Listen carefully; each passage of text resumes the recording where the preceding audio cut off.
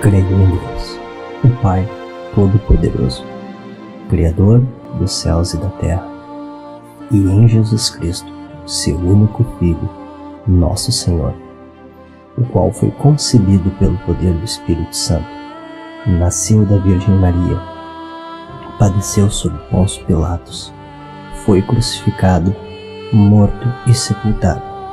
Ele desceu ao inferno. Ao terceiro dia, ressuscitou dos mortos. Ele subiu ao céu e está sentado à direita de Deus Pai Todo-Poderoso, de onde virá para julgar os vivos e os mortos. Creio no Espírito Santo, na Santa Igreja Universal, na comunhão dos santos, no perdão dos pecados, na ressurreição do corpo, na vida eterna. Amém.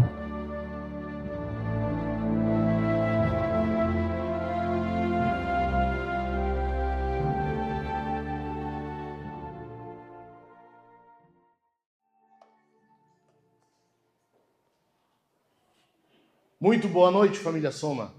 Todos bem? Que alegria, mais uma vez, mais um culto ao Senhor.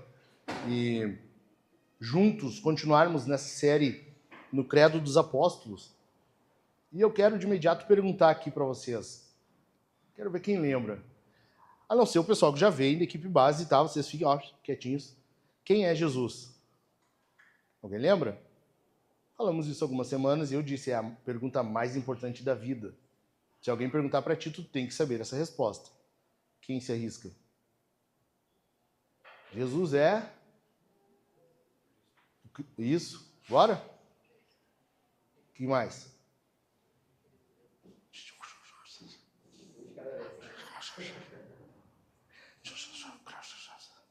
Jesus é o Cristo, o Filho do Deus vivo. Cara, essa é a pergunta mais importante. E hoje nós estamos encerrando essa sessão do credo que fala sobre Jesus. É a última parte que fala sobre o Filho, Deus Filho. Nós falamos sobre Deus, né? Creio em Deus, o Pai Todo-Poderoso, Criador dos céus e da terra.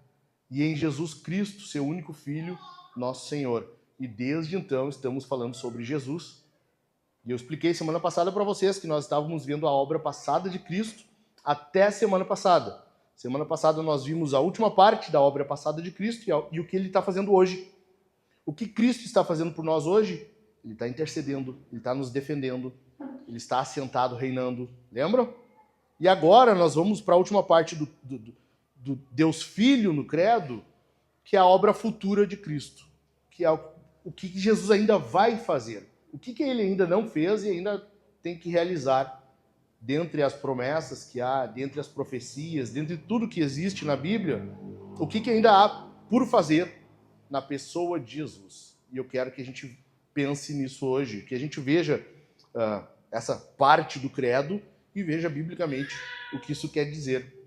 Ok? Mas antes eu quero iniciar perguntando para vocês. Imagina a tua vida passando aqui nesse telão, passando aqui no projetor, todos os momentos da tua vida, inclusive aqueles mais secretos, aqueles cantinhos mais escuros da tua vida, inclusive teus pensamentos, inclusive teus segredinhos, inclusive tuas motivações. Como seria? O que passaria em ti se durante esse momento, no telão, estivesse passando aí a tua vida e todo mundo vendo o que passou no teu coração, o que passou na tua mente, o que teus olhos viram ou o que teus olhos procuraram. Como é que seria se a tua vida passasse nesse telão aqui e todos estivessem vendo? Seria legal, né? Não acha? Não, acho que não. Não. Seria até o ano tal. Depois eu perdi a inocência, sabe, né? Crente velho, quem é do meu tempo, pelo menos, aprendeu que tu é inocente até os 7 anos. Né? Tu é inocente até os 7 anos. Passou 7 anos e um dia, pum, perdeu a inocência. Já não tem mais. Cara, deixa eu responder por mim, já que ninguém se atreveu a responder. Eu não sei, não. Eu acho que ia procurar um canto e eu ia me esconder. Se a minha vida estivesse passando aqui para vocês olhar, eu ia procurar um canto eu ia procurar o canto mais escondido, eu ia procurar o menor recôndito que tivesse aqui e ia me esconder. Fiquem olhando aí, já volto. Vou ali comprar cigarro, já venho. Seria mais ou menos isso. A questão é que isso vai acontecer. Já parou para pensar nisso? Isso vai acontecer. Então, vamos dar uma olhada no credo? Vocês lembram a última parte do credo, que está falando sobre Jesus? Vamos até esse ponto? Chegou aqui, para, tá? Então vamos lá. Creio em Deus, o Pai...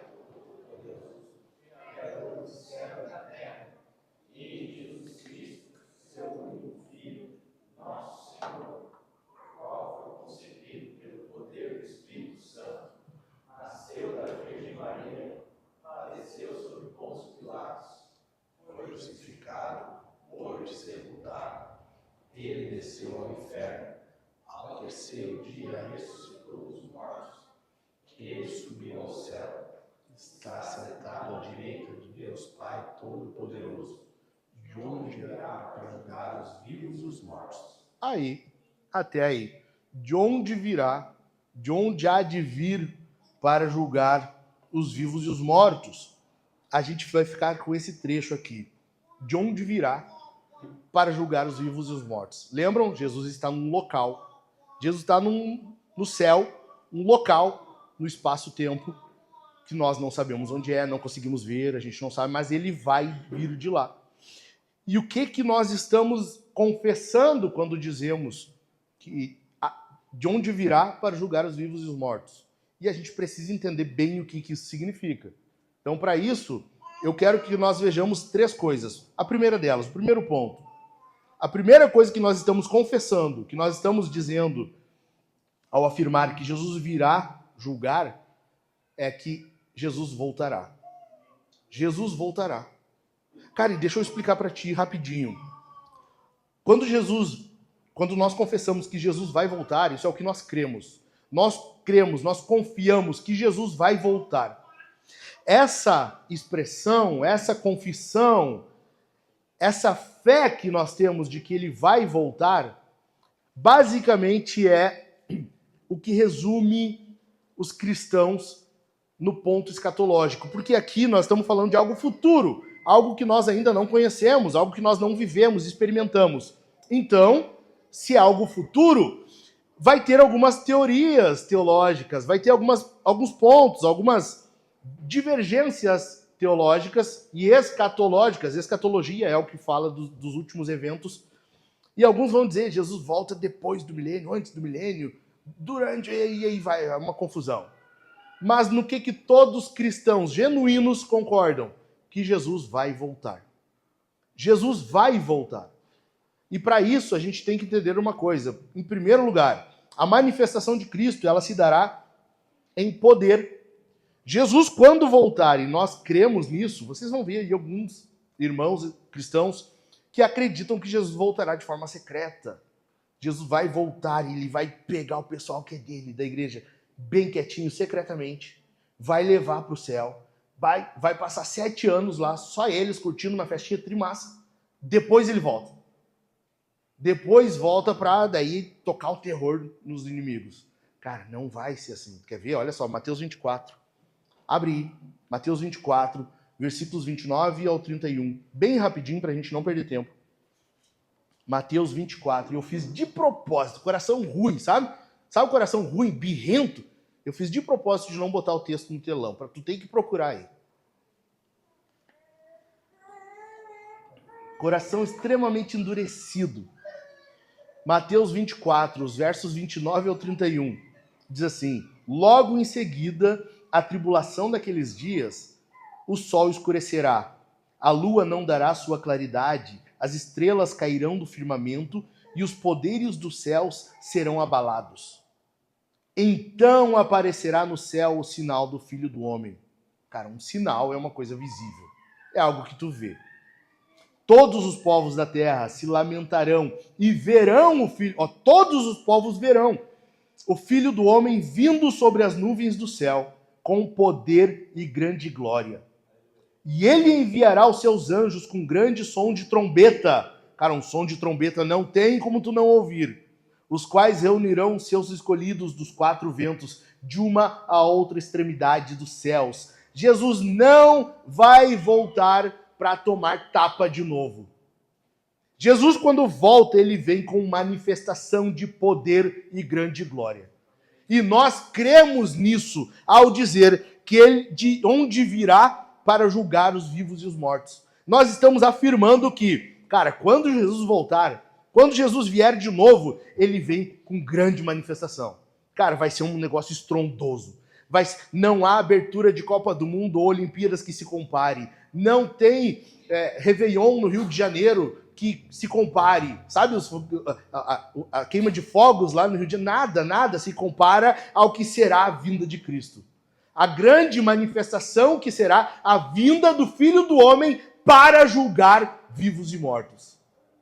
Quando Jesus vier, quando ele voltar, haverá grande manifestação. Som de trombeta, vai ser um estrondo. A primeira pergunta que eu tenho para ti aqui essa noite é: cara, tu vive com essa mente escatológica, com esse pensamento escatológico? Lembra, escatológico é relacionado aos últimos dias. Então, tu vive com esse pensamento escatológico?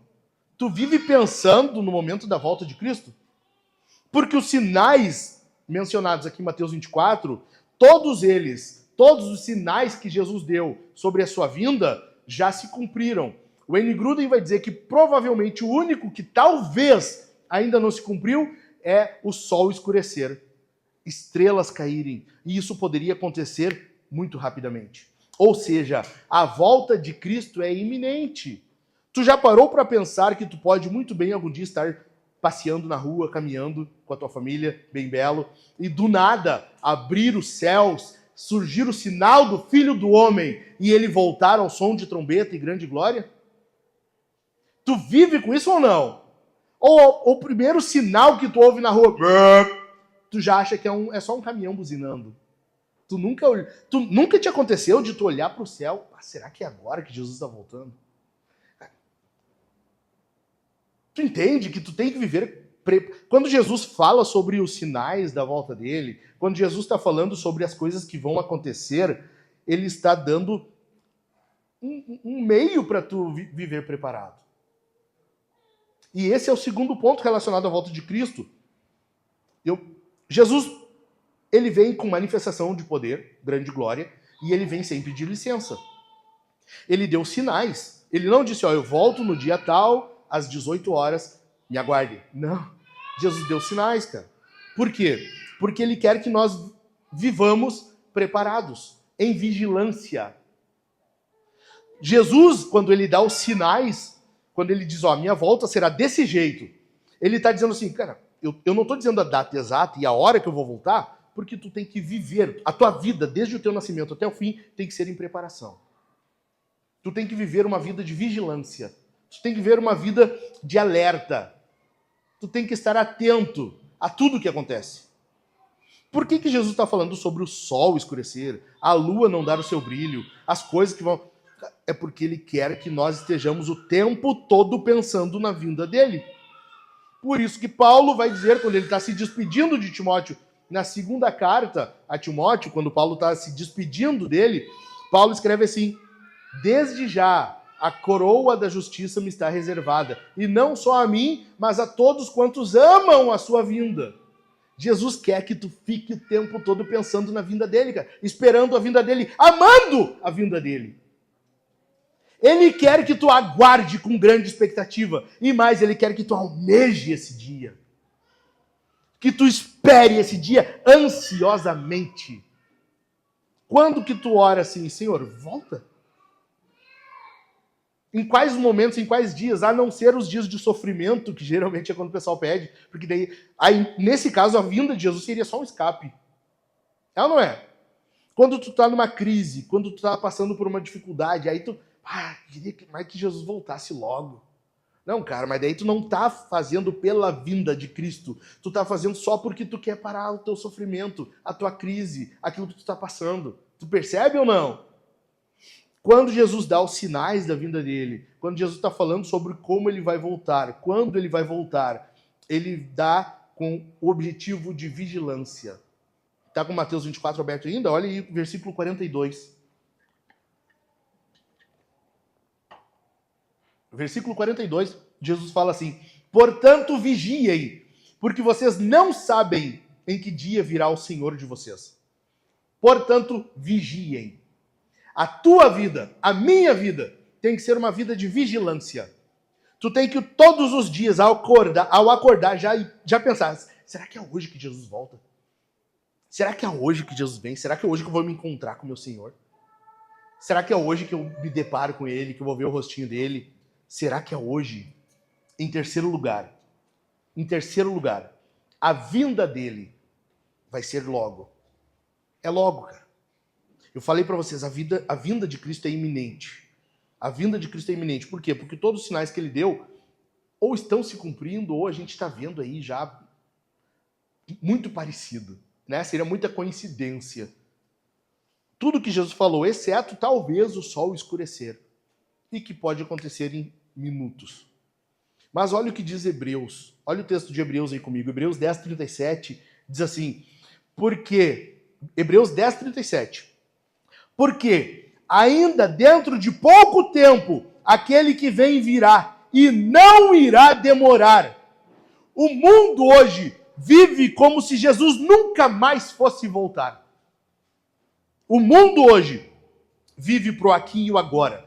Tu tem que conquistar os teus objetivos, tu tem que conquistar a tua felicidade, tu tem que viver pelo agora, tu tem que fazer todo o possível pelo teu bem-estar, tu tem que comprar a tua casa dos sonhos, tu tem que ter o teu carro do ano, tu tem que ter tudo do bom e do melhor. E tu vai te enredando, e tu vai te perdendo, e tu vai pensando no aqui e no agora, e tu vai acabando que, cara, poucas vezes tu pensa nisso durante o dia. Acaba que durante o dia tu pensa, se é que eu penso, bem poucas vezes, raras vezes durante o dia, na volta de Cristo. Em quando Jesus vai voltar? Será que é hoje? Eu queria tanto que ele voltasse. Sabe? Orar, Senhor, volta. Lembram do que Pedro fala? Apressando o dia da vinda do Senhor.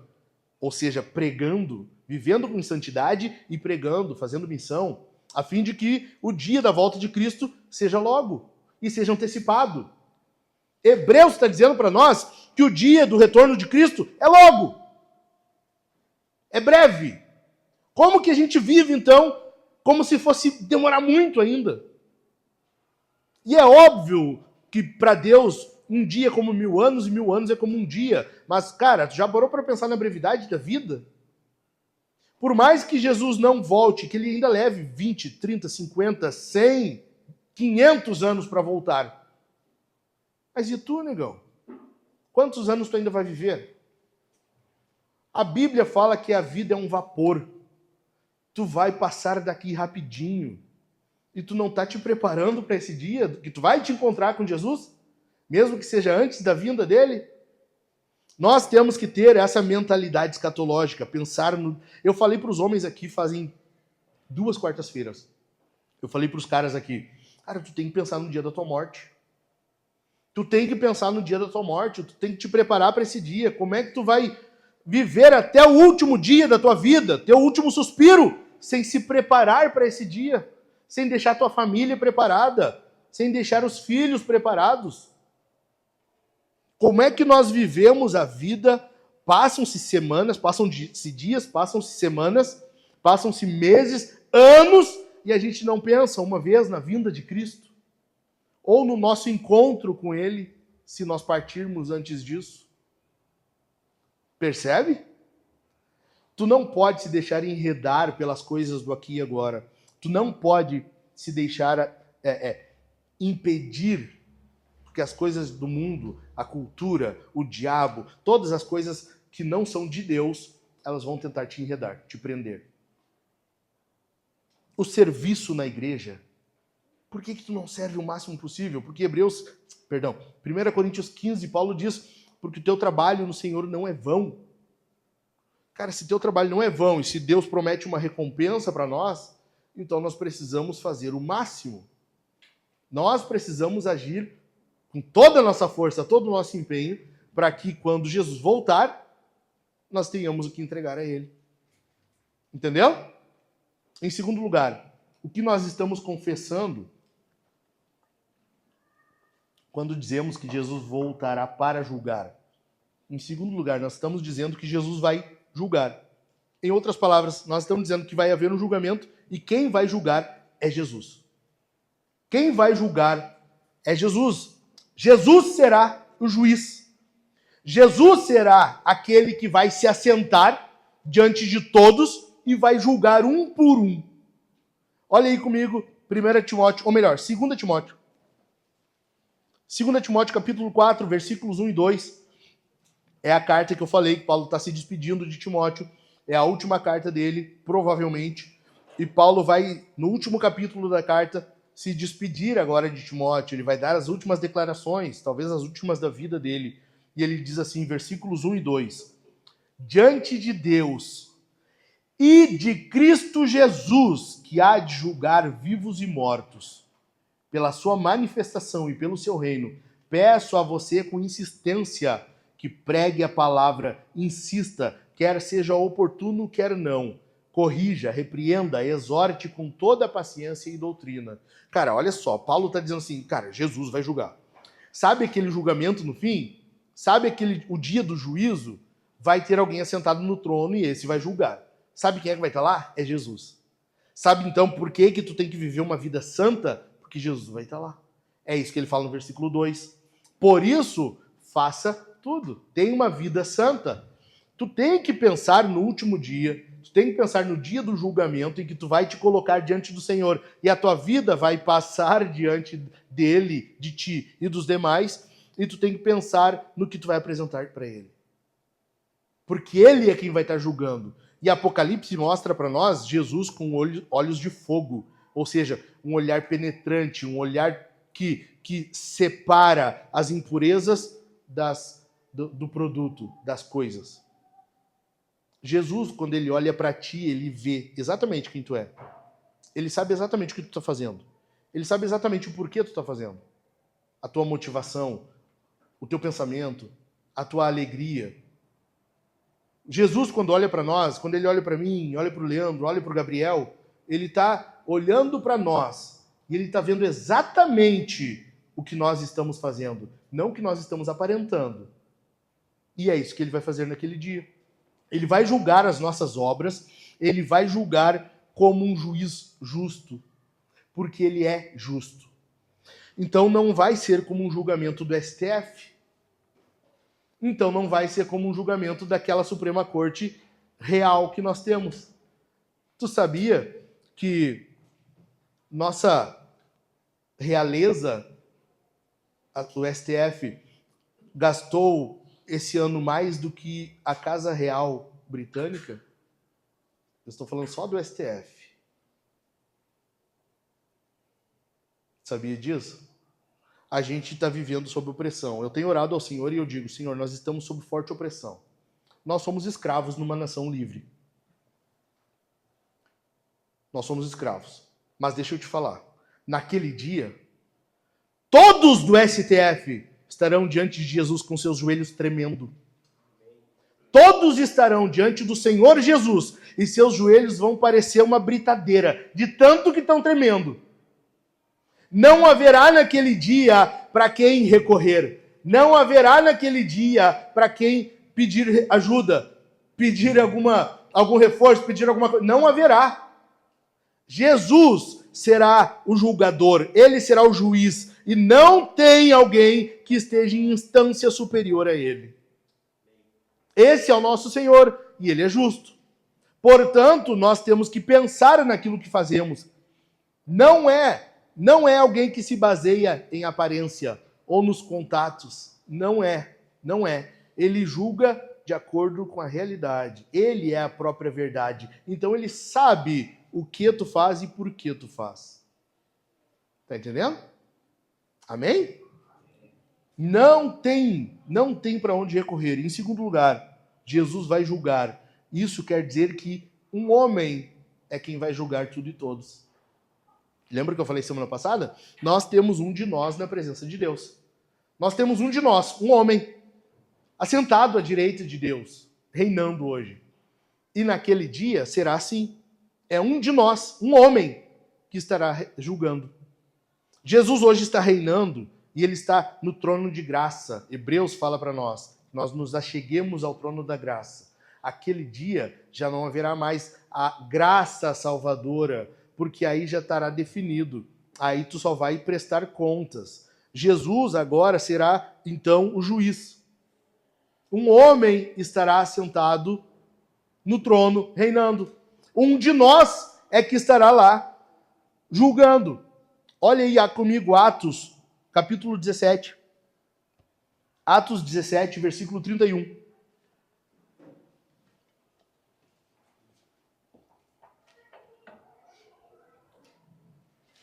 Porque Deus estabeleceu um dia em que julgará o mundo com justiça, por meio de um homem que escolheu, e deu certeza disso a todos, ressuscitando-o dentre os mortos. Um homem estará julgando naquele dia. Cara, não tem para onde correr. Jesus, quando ressuscita, ele recebe agora autoridade. Ele sobe ao céu e senta no trono. Ele tem autoridade. Mais do que isso, por ele ter ressuscitado, lembram que eu falei para vocês que Jesus não podia ser contido pela morte? Lembram? Jesus não tinha pecado, logo a morte não tinha poder sobre ele. Como a morte não podia segurar o nosso Senhor, porque o salário do pecado é a morte, então a morte não podia segurar nosso Senhor, ele estava livre e ele toma a sua vida no momento em que ele quer. Lembram disso? Sim ou não? Quando Jesus ressuscita, ele está mostrando que por ele não ter pecado, ele tem agora autoridade. Ele não tem pecado, então ele é justo. A justiça dele é que nos salva, tu sabia disso? Quando a Bíblia fala da justificação, não é porque nós somos justos, não é porque a gente faz tudo certinho, é porque há um homem justo e por causa da justiça dele, nós somos justificados. Jesus, o justo, estará reinando, ou melhor, julgando naquele dia. Haverá um homem. Que homem? O único justo que pisou nessa terra. Se é o único justo, é ele que tem todo o direito de sentar no trono e julgar. Entendeu? Amém para isso? Bendito é o nosso Senhor, né? Que não teve um pecado. Não teve um pecado, não tem uma mancha. O currículo dele é perfeito, é limpo. Ele é o único digno de sentar no trono e julgar. Ele é o único digno. Ele é o único justo. Em terceiro lugar, será um julgamento sem a menor sombra de variação. Um julgamento que não deixará dúvidas. Não deixará pedra sobre pedra. Olha aí comigo Apocalipse capítulo 20.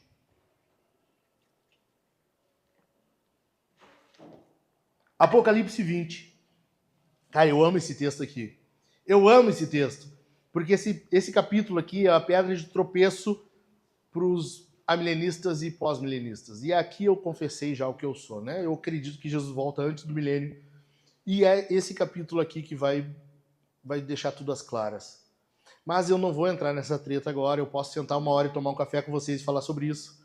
Basicamente, eu quero que tu entenda a importância desse julgamento.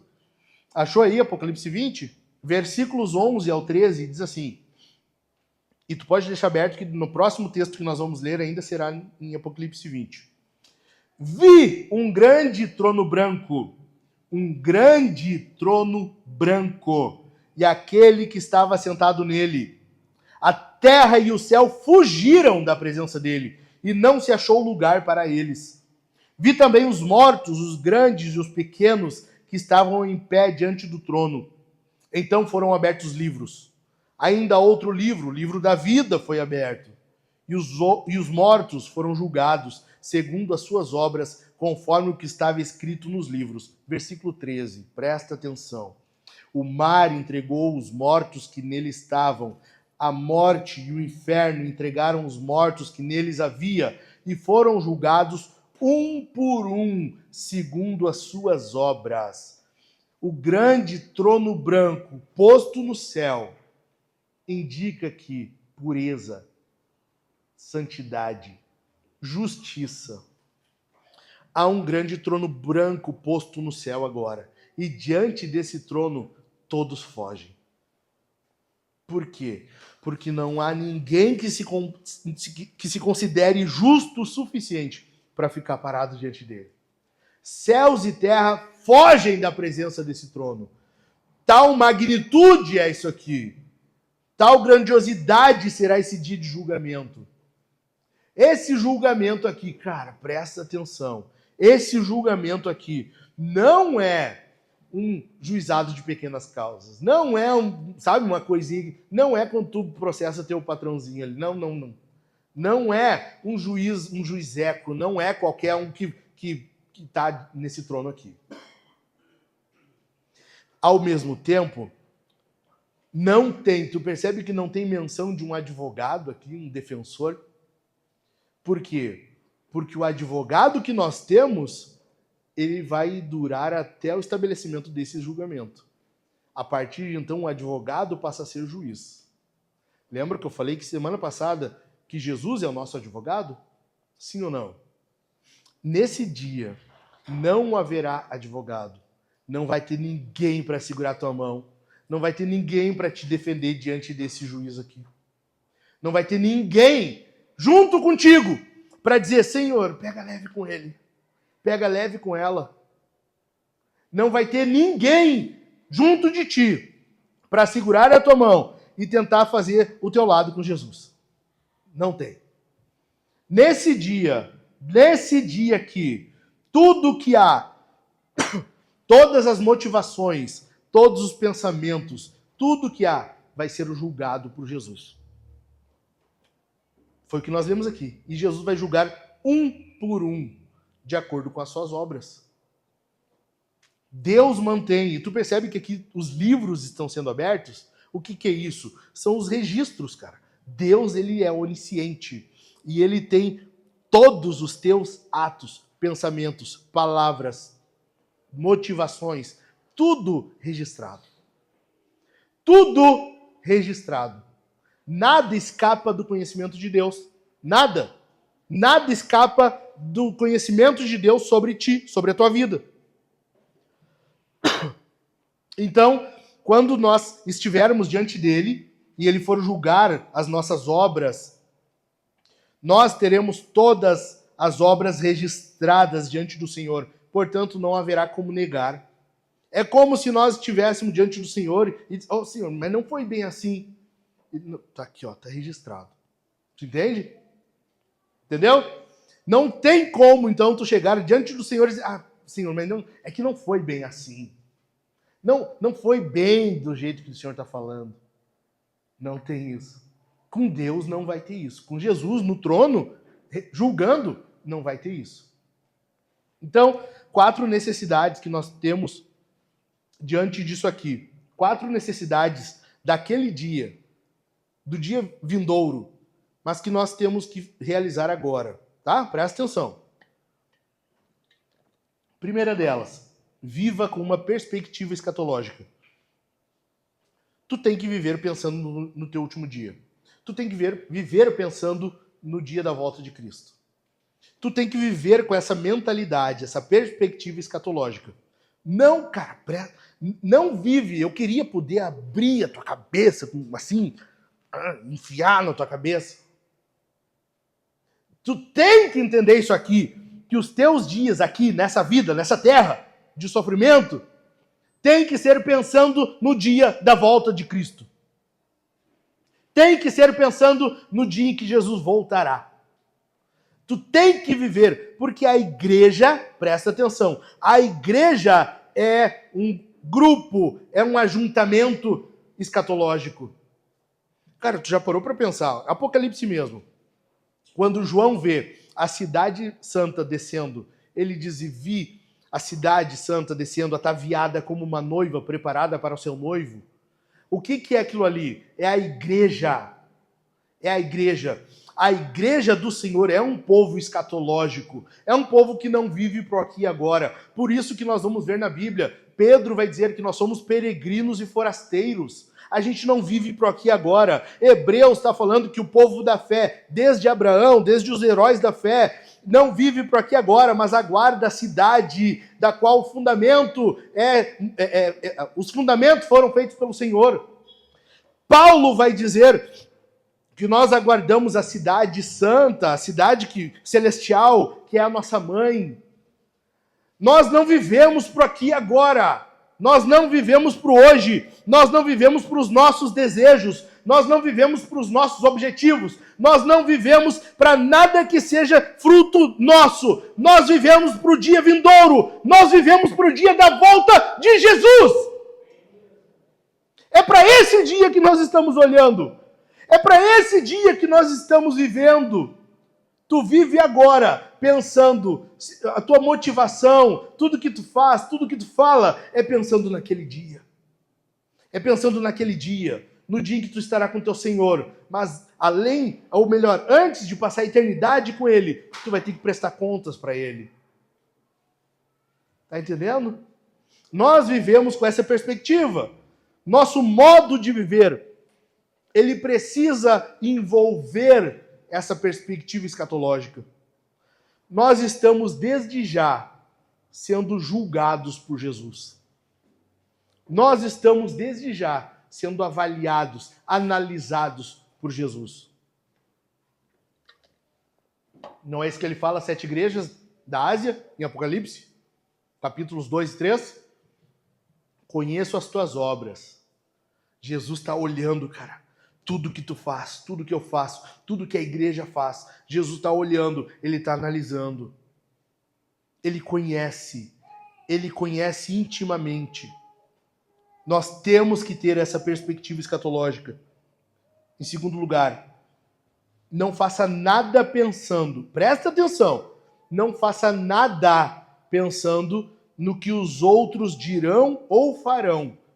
Sejam eles oponentes ou irmãos em Cristo. Tu não faz as coisas pensando nos outros. Ah, mas o que eles vão pensar se eu fizer isso? O que eles vão pensar se eu falar isso? Não, tu não. Essa não é a tua primeira preocupação. A tua primeira preocupação é, isso aqui que eu vou fazer, Jesus vai julgar. Será que é bom? Será que isso que eu vou fazer aqui é bom, vale a pena? Sendo que eu vou ter que parar diante do meu Senhor e explicar o porquê de eu estar fazendo isso? Tu entende? Tu não faz as coisas pensando prioritariamente no que os outros vão fazer ou dizer. O nome disso na Bíblia é temor de homens ou temor aos homens. É um pecado. Se tu faz as coisas pensando no que os outros vão dizer, será? O que eles vão pensar? O que eles vão fazer? Não, tá errado. Essa não é a nossa primeira motivação. Amém? Tu não faz, tua primeira motivação é Jesus. O que ele vai dizer? O que ele vai pensar do que tu está fazendo? Em terceiro lugar, busque o reino em primeiro lugar. Se nós sabemos que estamos indo para a eternidade está vindo ao nosso encontro, nós temos que viver para o reino. Jesus falou, busquem, portanto, o reino em primeiro lugar. E essas coisas lhes serão acrescentadas. Jesus estava falando sobre o que comer, o que vestir, o que beber. A nossa preocupação não é, então, com as nossas conquistas. Não é, então, com o que nós temos ou deixamos de ter. A nossa preocupação é o reino de Deus. Nós queremos que o reino avance. Nós queremos que o reino vá adiante. Nós queremos que a igreja cresça. Que a igreja chegue em lugares onde ainda o nome de Jesus não chegou. E por isso nós vivemos fazendo missão, falando de Jesus. Nós vamos avançando. E o inferno tem que ir recuando. É isso que nós estamos buscando, é o reino em primeiro lugar. Porque nós vamos chegar diante do Senhor e prestar contas. Nós vamos chegar diante de Jesus. O reino é a principal realidade com que nós devemos nos preocupar. Ah, pastor, mas é que eu queria tal coisa. Cara, busca, mas não busca isso antes do reino. Busca a tua realização. Busca o emprego que tu quer. Busca a formatura que tu quer, o teu curso que tu quer. Busca, vai, faz. Mas não em primeiro lugar. Não torne isso a tua prioridade. Busca primeiro o reino. Amém? Em quarto lugar, a quarta necessidade. Busque a justiça de Cristo. E aqui tem dois aspectos. O primeiro deles, a salvação. Se não for a justiça de Cristo imputada a nós, colocada em nós, nós não chegamos no céu. A gente não chega na eternidade. Se não for Cristo ser o nosso justificador, nós não chegamos no céu. Tu já parou para pensar? Eu já falei aqui alguma vez. Se tu tem o hábito de quando tu erra, tu peca, seja como for, tu justifica o teu pecado, Jesus não é teu justificador. Eu fiz, mas eu fiz por causa de tal coisa. Eu falei assim contigo porque tu me provocou e tu falou comigo primeiro desse jeito. Eu fiz tal e tal coisa porque estava acontecendo isso, isso e isso. Eu agi mal porque eu estava irritado. Eu agi mal porque eu estava passando por uma crise. Seja o que for, não justifica. Se tu errou, se tu pecou, peça perdão. Aceita a justiça de Cristo, recebe ela na tua vida. E isso vai te justificar. Não a tua explicação pelo teu pecado. Não racionaliza o teu pecado. Não torna o teu pecado explicável. Amém? Se tu não aceitar, se Cristo não for teu justificador, a tua explicação não vai te justificar.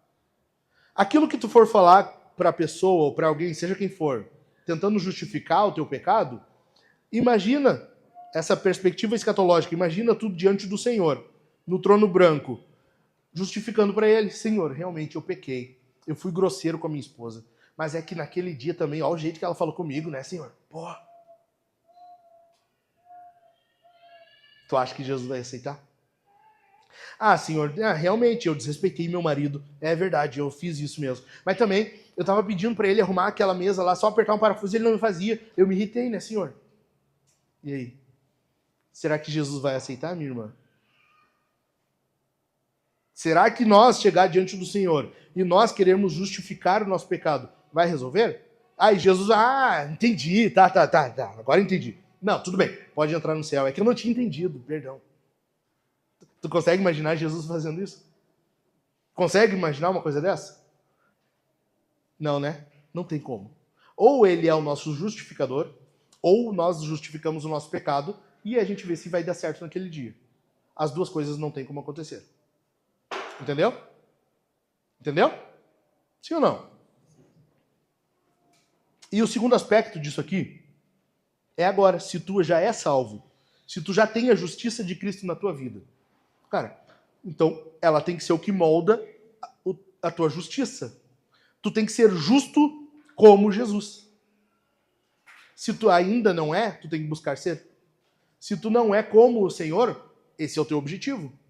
É o que Paulo fala: sede, pois, meus imitadores, como eu sou de Cristo. Nós temos que ter como objetivo de vida ser parecidos com Jesus. Isso inclui sermos justos como ele é. Entendeu? Se a justiça de Cristo já veio, já foi atribuída a nós, agora nós temos que ser justos como Jesus é. Nós temos que buscar isso. Agora, tu não se torna justo fazendo um cursinho coach aí. Tu não vai se tornar um homem justo, uma mulher justa, buscando o ensinamento dos influencers no Instagram. Isso não acontece. Tu se torna justo com isso aqui, ó, com esse livrinho. Mastigando isso aqui, engolindo isso aqui. Vivendo com isso aqui na tua mente, no teu coração, meditando, analisando, pensando, estudando, decorando. O dia que tu tiver com esse livrinho aqui, ó, no teu peito, e eu não estou dizendo andar com a Bíblia assim o tempo todo. Eu estou dizendo tu andar com esse livro no teu peito, guardado no coração, que é o que o salmista fala. Como guardará o jovem o seu caminho? Observando de acordo com a tua palavra. Guardei a tua palavra no meu coração para não pecar contra ti. É desse jeito que nós nos tornamos justos como Jesus. Entendeu? Sim ou não? Então vamos lá. Terceiro lugar. Primeiro lugar, Jesus voltará. Nós estamos confessando isso. Jesus vai voltar. Queira você ou não, espera tu ou não, Jesus vai voltar. Em segundo lugar, Jesus julgará. Ele será o juiz naquele dia, sentado no trono. Em terceiro lugar, Jesus recompensará de acordo. Ou, em outras palavras, Jesus recompensará na proporcionalidade. Isso quer dizer duas coisas. A primeira delas, que os incrédulos serão condenados. Tá com o Apocalipse 20 aí aberto ainda? Olha aí. Apocalipse 20, versos 14 e 15. Então, a morte e o inferno foram lançados no lago de fogo. Esta é a segunda morte, o lago de fogo. E se alguém não foi achado inscrito no livro da vida, esse foi lançado no lago de fogo. Haverá justiça mesmo para quem for condenado. Por que a pessoa que é condenada tem que ir para o inferno? Por que isso? É que no nosso raciocínio, que é afetado pelo pecado, inclusive, não parece justo a pessoa padecer eternamente no lago de fogo se ela só fez uma mentirinha, roubou uma caneta, sabe? Fez uma... mas o pecado dela não foi tão grande assim, não foi tão grave para ela receber essa condenação. Primeiro que está errado essa forma de pensar. Como que funciona? É na proporcionalidade. Se eu peco contra um animal, a condenação acontece, mas ela não é tão grave, ou não deveria ser, quanto se eu estou pecando contra um ser humano. Por exemplo, se eu estou... uma tentativa de homicídio. Se eu estou fazendo algo contra um ser humano, a gravidade é maior. Se eu faço algo contra Deus, como é que funciona? Eu estou fazendo algo contra um ser eterno. Tu percebe? Se eu estou ferindo uma vida animal, é grave? É. A Bíblia fala que o justo cuida dos seus animais. Mas ainda assim, a vida animal, ela não se equipara, não se compara com uma vida humana. Se eu estou ferindo, agredindo, atentando contra a vida humana, a gravidade é maior, a pena é maior. Consequentemente, a condenação ela tem que ser maior. Estão entendendo, gente? Então, imagine eu fazendo algo contra um ser eterno. A pena tem que ser na proporção. Tu entende por que o inferno é algo eterno? Porque o Deus, a pessoa que nós estamos ofendendo, é um ser eterno. Logo, não importa o tamanho do pecado, é uma condenação. A condenação é eterna. Agora entra a questão de graus de condenação. Porque se a Bíblia está dizendo, nós vimos aqui em Apocalipse, que Jesus julgará um por um de acordo com as suas obras, então, pera lá, mesmo os condenados, eles sofrerão condenação ou juízo diferente um do outro. Será na proporcionalidade, entendeu? Os condenados serão levados ao inferno, lago de fogo. Ainda assim, será na proporcionalidade, eles passarão pelo juízo. O juízo, o julgamento, não é para dizer se ele vai para o céu ou para o inferno, não é isso. É para definir o grau de recompensa que ele terá. Entendeu? É dessa forma. Olha comigo aí, João, capítulo 3.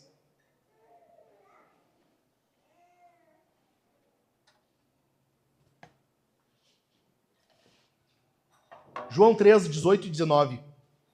Depois, versículo 36. Quem nele crê não é condenado.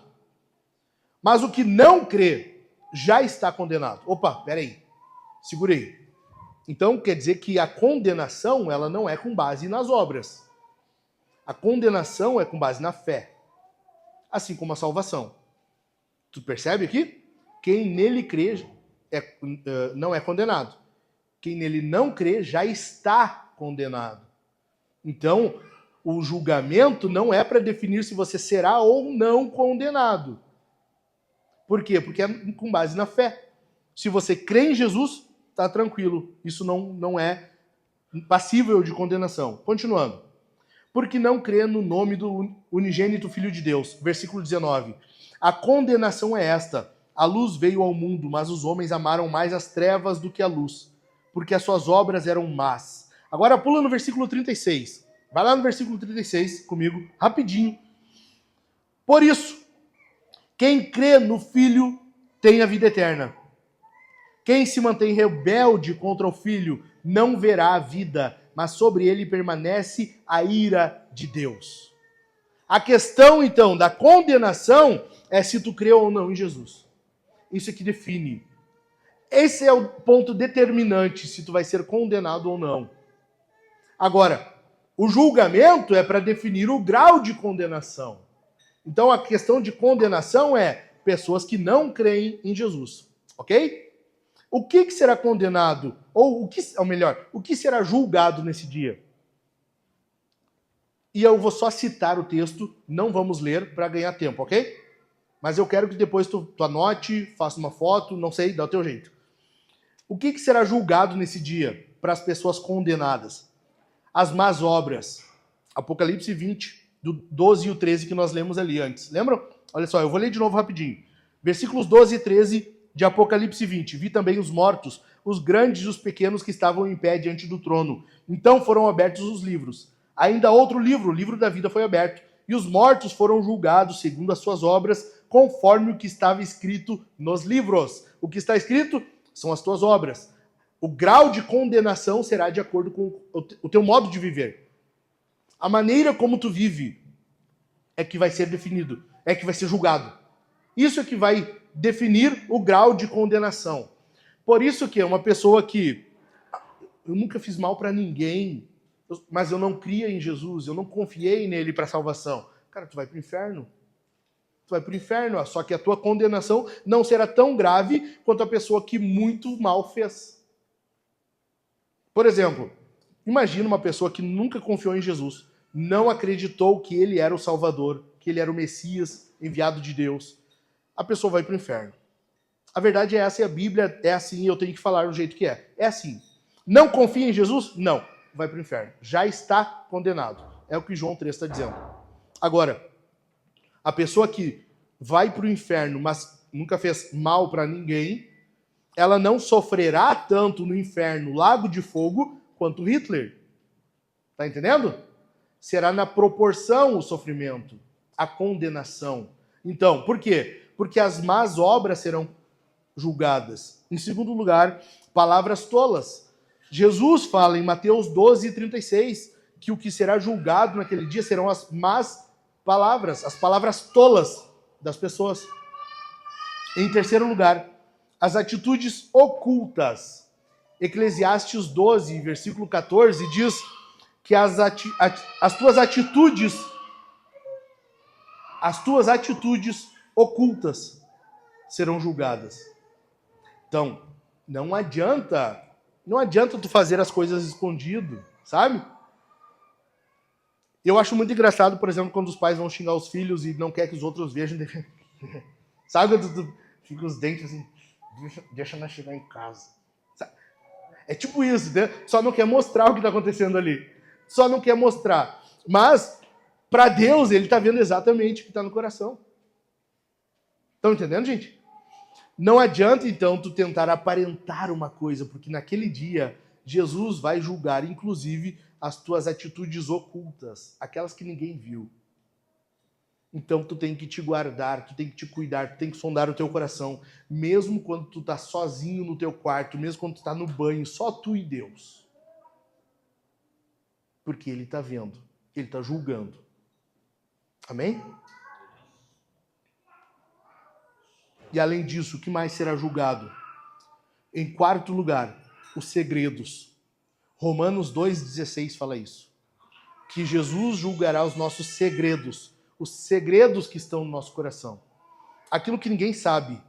Só tu. Tu não falou para ninguém. Tu não é uma atitude, é uma motivação, é algo que está no teu interior. Isso vai ser julgado.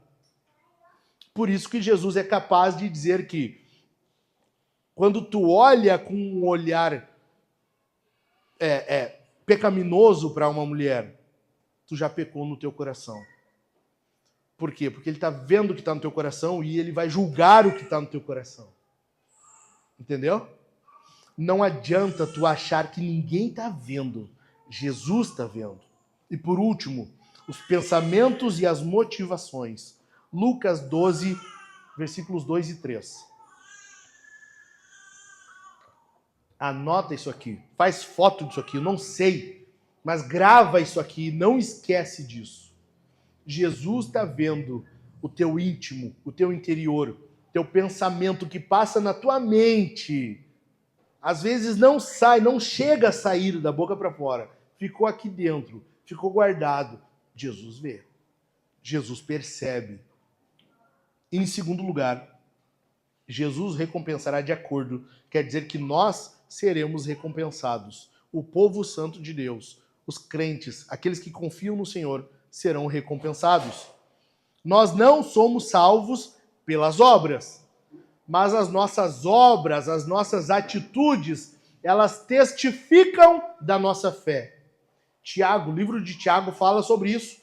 A fé sem obras é morta. Por quê? Porque necessariamente uma fé genuína, uma fé que confia em Jesus, uma fé que entregou seu coração a Jesus, ela vai resultar em boas obras. Ela vai resultar em atitudes genuínas. Ela vai ter em seu íntimo motivações piedosas. Necessariamente, se tu confia em Jesus, se tu foi salvo por Ele, a tua vida vai demonstrar a fé interior que tu tem. Entendeu? Necessariamente. Nós não somos salvos pelas obras, mas as nossas obras testemunham se nós somos salvos ou não. Nós fomos salvos para as boas obras. Alguém, faz favor, Leandro, acha aí Efésios 2:10. 2:10, bem rapidinho, voando. Efésios 2:10. Cara, a gente não é salvo pelas boas obras, ok? Não adianta tu tentar fazer algo querendo agradar a Deus para ver se ele vai te aceitar, se ele te salva, se ele... Não é assim. No entanto, nós fomos salvos para as boas obras. Olha só, Efésios 2:10. Pois somos feitura dele, criados em Cristo Jesus para boas obras, as quais Deus de antemão preparou para que andássemos nelas. Tu percebe que Deus te salvou. Jesus te salvou, Ele é teu salvador. E agora, por ter sido salvo, tu necessariamente tem que viver para as boas obras? Não é para ser salvo, é porque foi salvo. As boas obras que Deus preparou de antemão, mesmo salvos, se não for Deus nos ajudando, nos dando uma mãozinha, a gente não tem boas obras. A gente caiu tanto do Éden para cá, que a nossa vida agora ela é incapaz de gerar boas obras. A gente precisa que Deus nos salve e nos prepare, nos envie, nos faça gerar boas obras.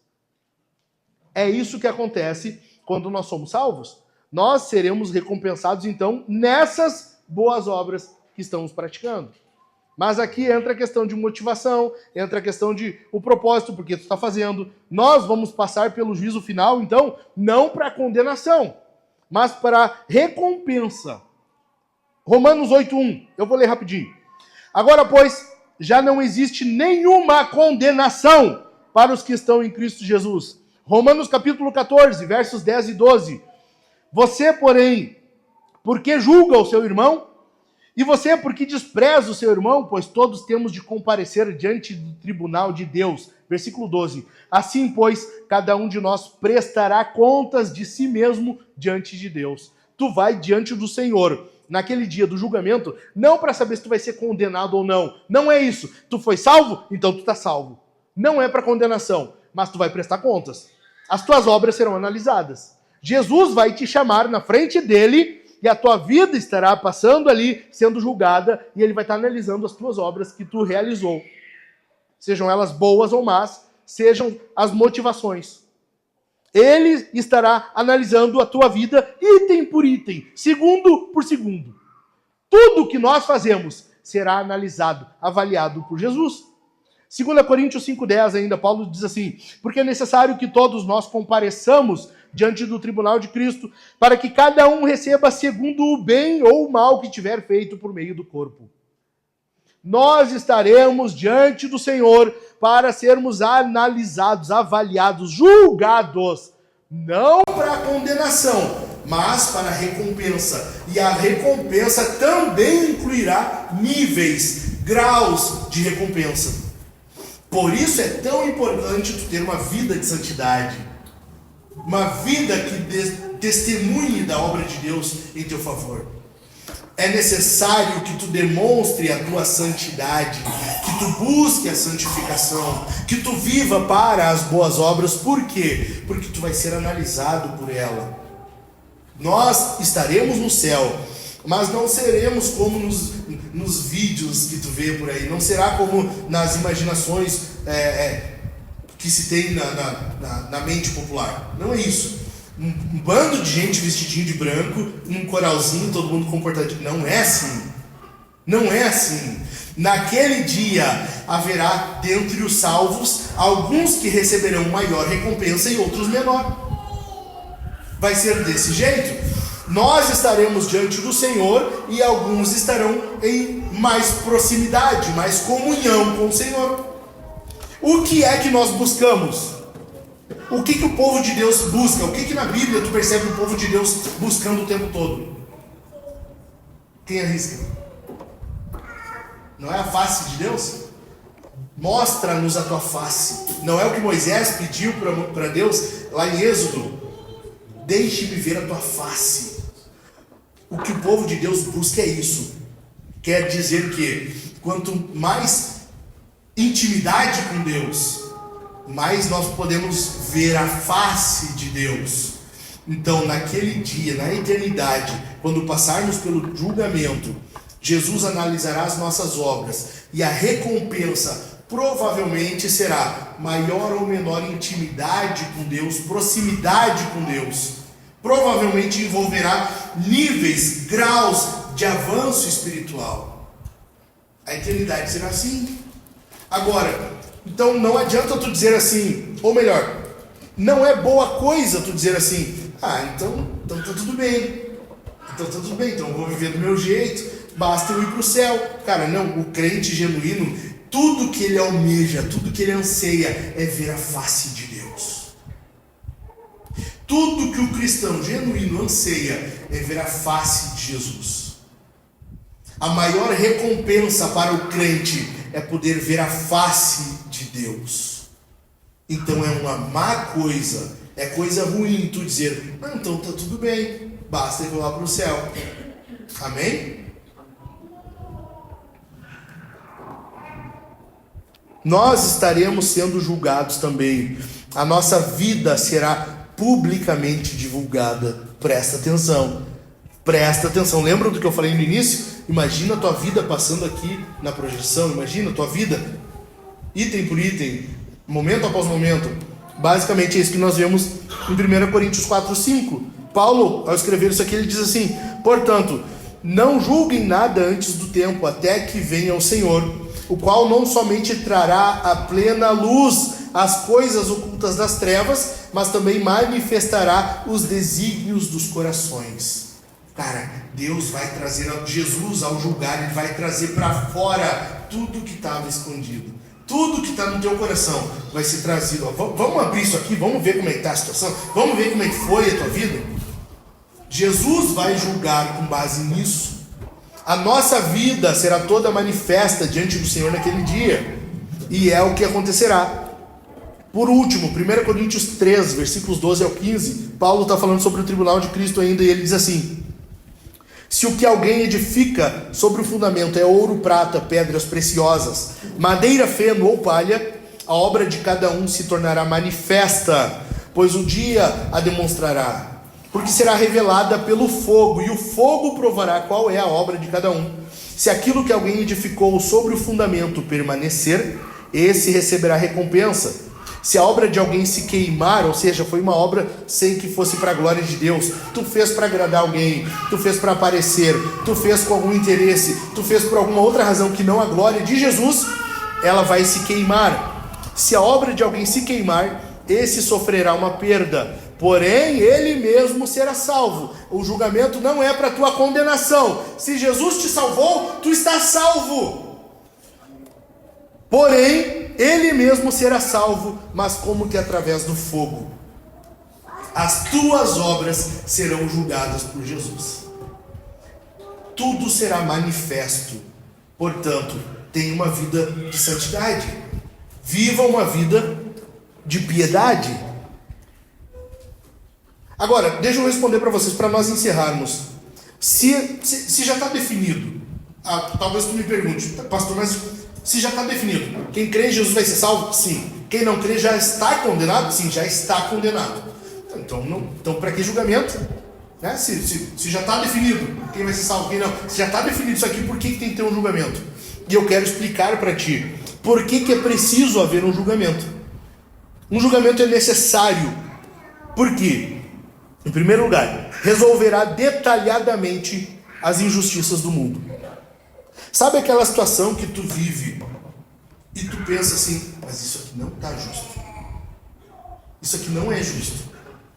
Mas tu não tem como tu fazer justiça, principalmente se tu precisa ou depende da justiça brasileira. Ela não é justa, vocês sabem disso, né? A justiça brasileira, ela é falha, nós somos falhos, não há justiça plena aqui nessa terra hoje. Aquele dia servirá para isso, para fazer justiça.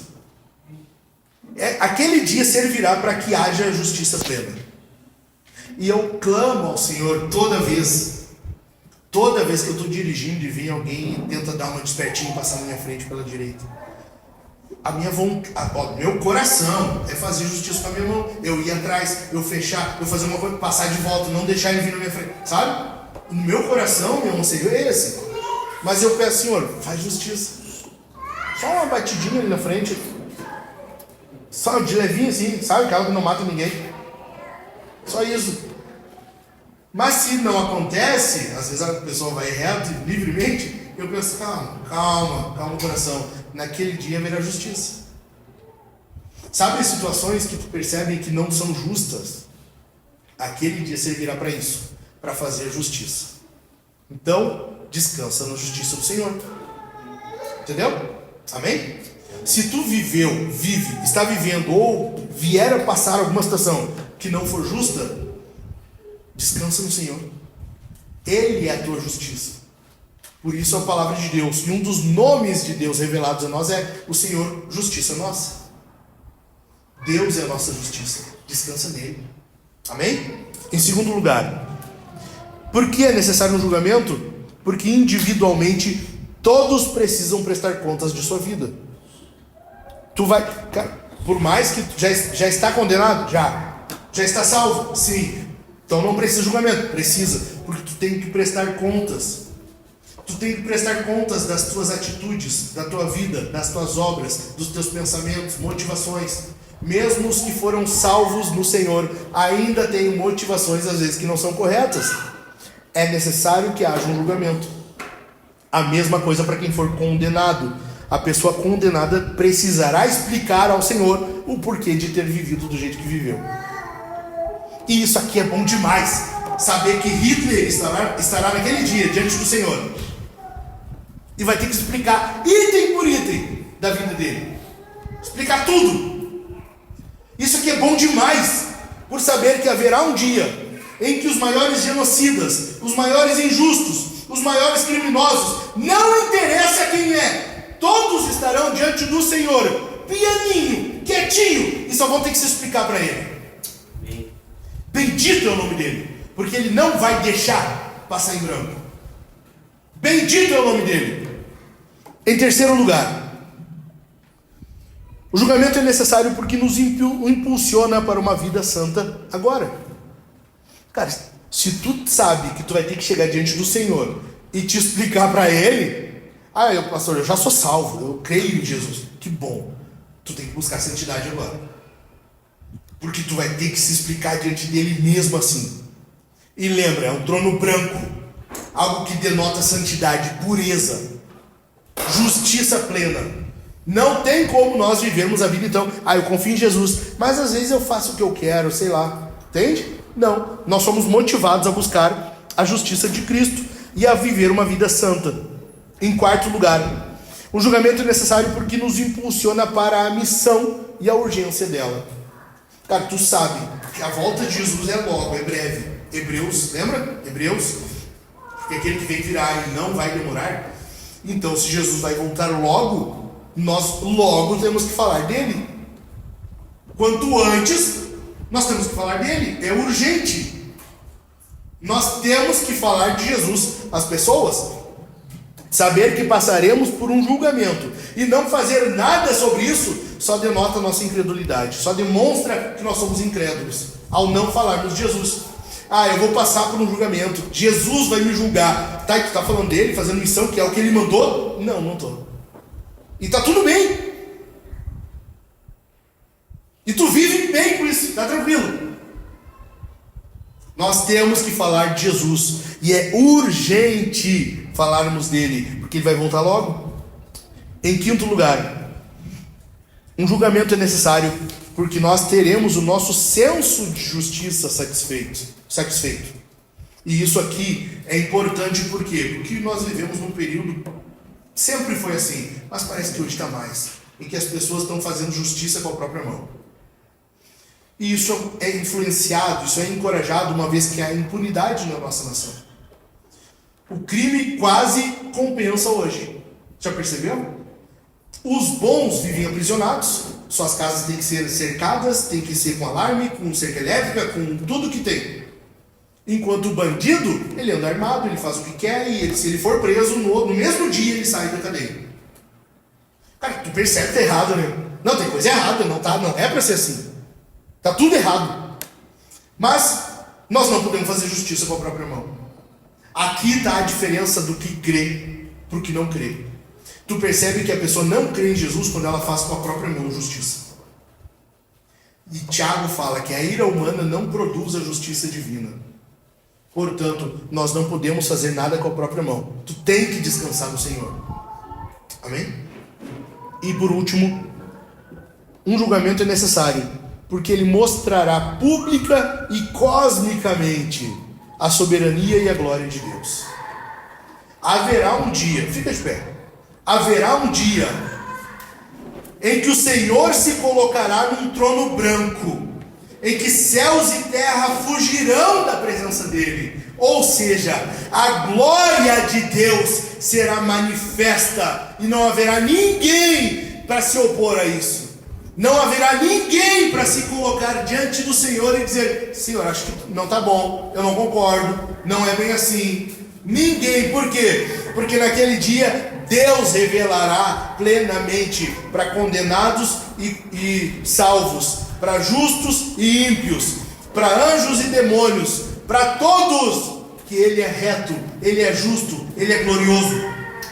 Haverá um dia, e nós cremos nisso, e confessamos isso ao dizer: de onde virá para julgar os vivos e os mortos. Nós cremos que haverá um dia em que Deus se colocará num trono em que há de julgar tudo e todos.